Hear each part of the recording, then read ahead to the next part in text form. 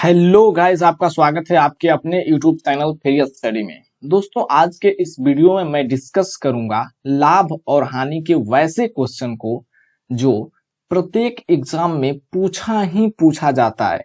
But इस question में confusion ये बना रहता है कि इस टाइप के क्वेश्चन में 2 CP और 2 SP आ जाता है, तो बहुत लोग को सोल्व करने में परेशानी होने लगती है कि इसे सोल्व कैसे किया जाए। तो इस डाउट को मैं क्लियर करूंगा आपके इसी वीडियो में, तो वीडियो को लास्ट तक देखते रहिए और बने रहिए हमारे साथ और सीखिए कि ऐसे क्वेश्चन को कैसे सोल्व करते हैं।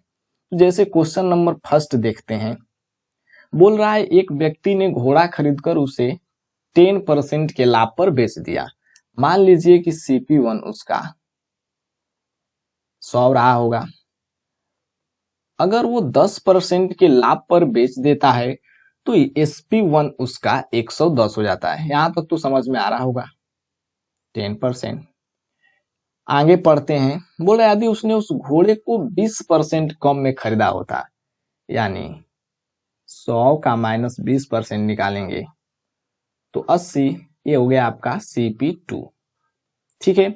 बोल रहा है 20% कम में खरीदकर उसे 10 रुपए अधिक में बेचता तो उसे 40% का लाभ होता, यानी 80 पर 40% का लाभ दे देते हैं, यानी आ जाएगा आपका 112। ठीक है, तो यहां पर लिख दीजिए 112। ये SP2 हो गया और ये SP1 है। इसी का तो अंतर दे रखा है कि खरीदकर 10 रुपया अधिक में बेचता। तो जी हाँ गाइज, इसका अंतर 2 यहाँ पे है और क्वेश्चन में दे रखा है 10। तो सिंपली आप यहां से CP निकाल सकते हैं बहुत ही आसान मेथड से। देखिए तो 1 का वैल्यू हो जाएगा 10/2 यानी 5। इसलिए CP बराबर, यहाँ पर CP 100 माने हैं, तो आप 100 से 5 में मल्टीप्लाई कर दीजिए, आपका आंसर निकल के चला आया 500 रुपया। ठीक है। अगर इस क्वेश्चन से नहीं सीखे तो घबराने की कोई बात नहीं, नेक्स्ट क्वेश्चन से सीखिए। जैसे क्वेश्चन नंबर सेकेंड बोल रहा है।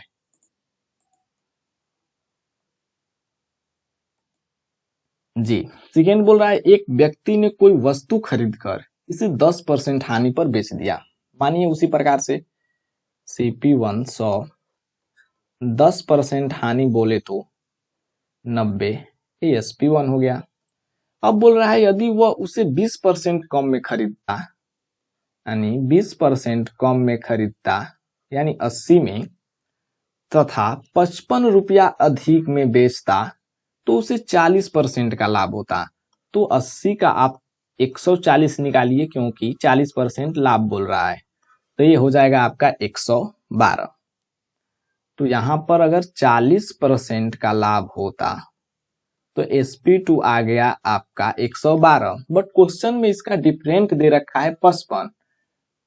यहां पर हल करने पर इसका डिफरेंट आ रहा है 90 10 100 यानी 22। बट क्वेश्चन में दे रखा है 55, तो 1 का वैल्यू हो जाएगा 55/22।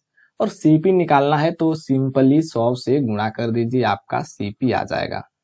तो आंसर लिख लीजिए इसका 11 5 55, 11 दूना 22, 2 50 दूना के 100, यानी 250 आपका आंसर आ गया। ठीक है, नेक्स्ट क्वेश्चन देखते हैं।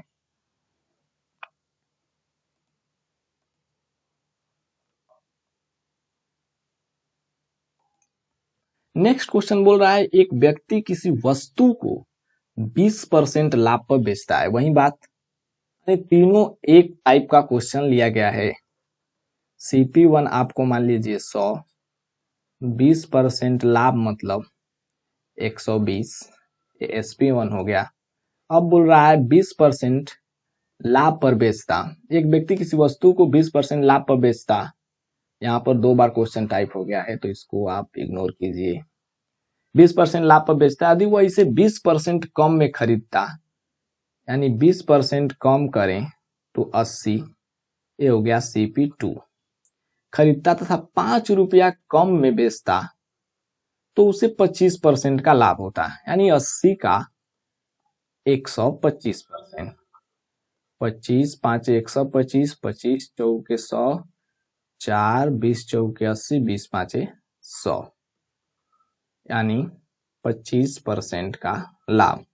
इसी का तो अंतर क्वेश्चन में दे रखा है 5, यहाँ पर आ रहा है 20 और क्वेश्चन में दे रखा है 5, तो एक का वैल्यू हो जाएगा 5/20 और सीपी निकालना है तो यहाँ पर सीपी 100 है,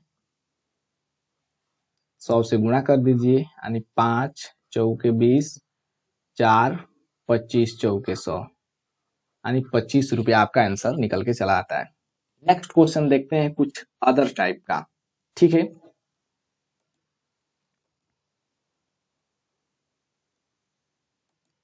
देखिए इस प्रकार का क्वेश्चन आपको बहुत ही कंफ्यूजन क्रिएट करता है, बट इस क्वेश्चन को आप आसानी से कैसे सोल्व करेंगे आइए सीखते हैं। जैसे क्वेश्चन बोल रहा है एक व्यक्ति अपनी ऑफिस की कुर्सी को 20% लाभ पर बेच देता है। यदि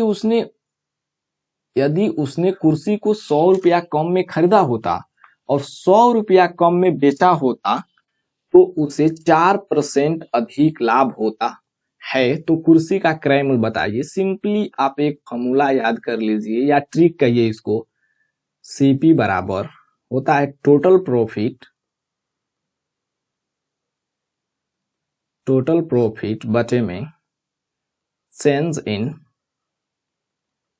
प्रॉफिट मल्टीप्लाई बाई RS, यानी जितना दिया रहेगा, ठीक है।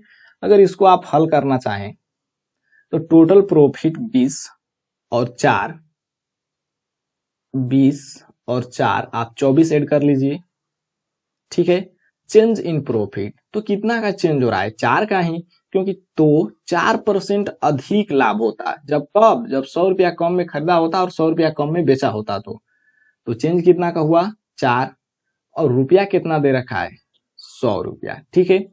आप गुणा कर लीजिए, 4 6 24, यानी आपका आंसर निकल के चला आया 600, यानी ऑप्शन नंबर सी, ठीक है। अगर इस क्वेश्चन से नहीं समझे तो क्वेश्चन नंबर नेक्स्ट देखते हैं इसी टाइप का।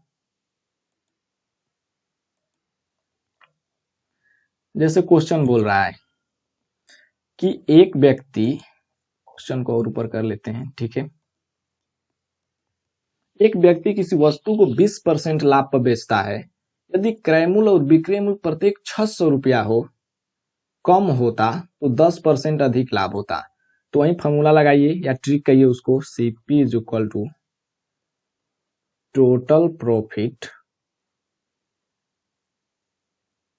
बट्टे में change in profit multiply by रुपया।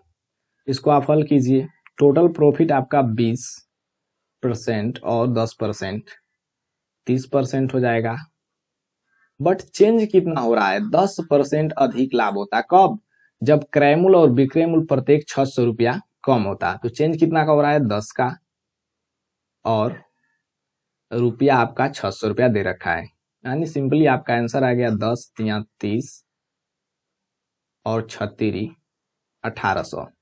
देखिए अगर परीक्षा में आप भूल जाते हैं इस मेथड को तो आप सेकेंड मेथड से कैसे बनाएंगे,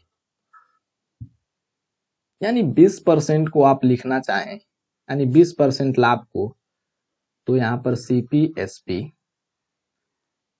तो फ्रैक्शन में आप लिख सकते हैं 20/100, यानी 1/5, तो इसको आप लिख सकते हैं CP 5 और SP हो जाएगा 6।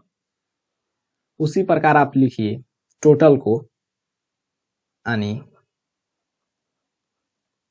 30% को, यानी 20% और 10%, 30% को तो लिखना चाहें तो आप लिख सकते हैं 30/100, यानी 10 CP 10 और SP 10 3 13, ठीक है। यहाँ पर आप अंतर देखिए तो समान आ रहा है, 10 और 5 के बीच 5 का डिफरेंट, 13 और 6 के बीच 6 6 12 7 का डिफरेंट। बस क्वेश्चन में कह रहा है प्रत्येक, यदि क्रय मूल्य और विक्रय मूल्य प्रत्येक 600 रुपया कम होता, यानी डिफरेंट इसका चेंज बराबर आना चाहिए। तो चेंज बराबर आने के लिए देखिए तो 10 में और 13 में 3 का डिफरेंट है, 10 और 13 में 3 का डिफरेंट है, और 5 और 6 में 1 का डिफरेंट है। तो सिंपली आप इसमें 3 से मल्टीप्लाई कर दीजिए, यानी 36 18 हो गया, 5 तिहाई 15, यानी 15 में से 10 घटेगा 5 और 18 में से 13 घटेगा 5, यानी चेंज आके आपका रेशियो में 5। बट क्वेश्चन में दे रखा है 600, यहाँ पर लिख दीजिए 600, तो एक का वैल्यू हो गया आपका 5, 12 5 60, यानी 120।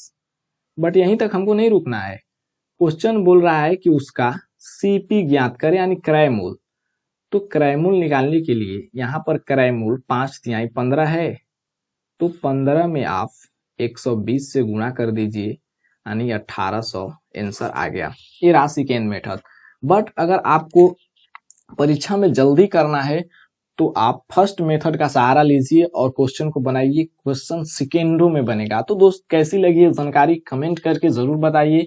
और हाँ, अगर इस प्रकार के आप और वीडियो चाहते हैं तो चैनल को सब्सक्राइब करना बिल्कुल नहीं भूलिएगा, क्योंकि जब तक आप चैनल को सब्सक्राइब नहीं करेंगे तो मैं इस टाइप के वीडियो जब अपलोड करूंगा अपने यूट्यूब चैनल पर तो आपको नोटिफाइड नहीं होगा, यानी आपको नोटिफिकेशन प्राप्त नहीं होगा, तो आप वीडियो नहीं देख पाएंगे, ना सीख पाएंगे। ठीक है फ्रेंड, तो मिलते हैं नेक्स्ट वीडियो में कुछ नए और इंटरेस्टिंग ट्रिक के साथ। तब तक के लिए धन्यवाद।